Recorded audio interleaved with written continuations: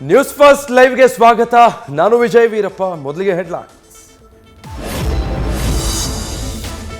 ಸಚಿವ ಎಚ್.ಸಿ. ಮಹದೇವಪ್ಪರಿಂದ ದಲಿತ ಸಿಎಂ ಮಾತು. ಲೋಕಸಭೆ ಚುನಾವಣೆ ವಿಚಾರಕ್ಕೆ ಅಸಮಾಧಾನಗೊಂಡ ಸಚಿವರು ಟಿಕೆಟ್ ಕೊಟ್ಟು ಸಚಿವ ಸ್ಥಾನ ತಪ್ಪಿಸಲು ಷಡ್ಯಂತ್ರ ಅಂತ ಸಿದ್ದು ಡಿಕೆಶಿ ವಿರುದ್ಧ ಬೇಸರ. ಲೋಕಸಭಾ ಚುನಾವಣೆಯಲ್ಲಿ ಉತ್ತರ ಕರ್ನಾಟಕದ ಮೇಲೆ ಸಿಎಂ ಕಣ್ಣು. ಶಾಸಕ ಲಕ್ಷ್ಮಣ್ ಸವದಿ ಮೂಲಕ ಮತ ಬೇಟೆಗೆ ಸಿದ್ದು ಪ್ಲಾನ್. ಬೆಳಗಾವಿ, ಚಿಕ್ಕೋಡಿ ಸೇರಿ ಈ ಭಾಗದ ಲಿಂಗಾಯತ ಮತಗಳ ಟಾರ್ಗೆಟ್. ಚನ್ನಗಿರಿ ಶಾಸಕ ಮತ್ತೆ ರಾಜೀನಾಮೆಯ ಮಾತು. ನಮ್ಮ ಸರ್ಕಾರವಿದೆ ಅಂತ ಹೇಳಿಕೊಳ್ಳಲು ನಾಚಿಕೆ ಆಗ್ತಾ ಇದೆ. ತಮ್ಮದೇ ಸರ್ಕಾರದ ವಿರುದ್ಧ ಬಸವರಾಜ್ ಶಿವಗಂಗಾ ಅಸಮಾಧಾನ. ಬೆಂಗಳೂರು ಬಾಂಬ್ ಬ್ಲಾಸ್ಟ್ ಪ್ರಕರಣ ಶಂಕಿತ ಆರೋಪಿ ಇಸ್ಲಾಮಿಕ್ ಸ್ಟೇಟ್ನ ಉಗ್ರ ಎಂಬುದು ಸಾಬೀತು.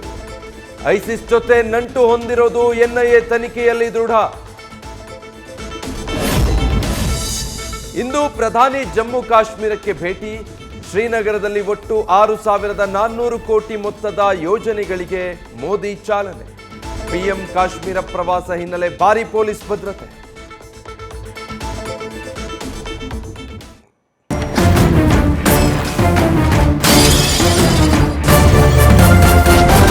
ನ್ಯೂಸ್ ಫಸ್ಟ್ ನಿರ್ಭೀತಿಯಿಂದ ನಿಮ್ಮ ಪರವಾಗಿ.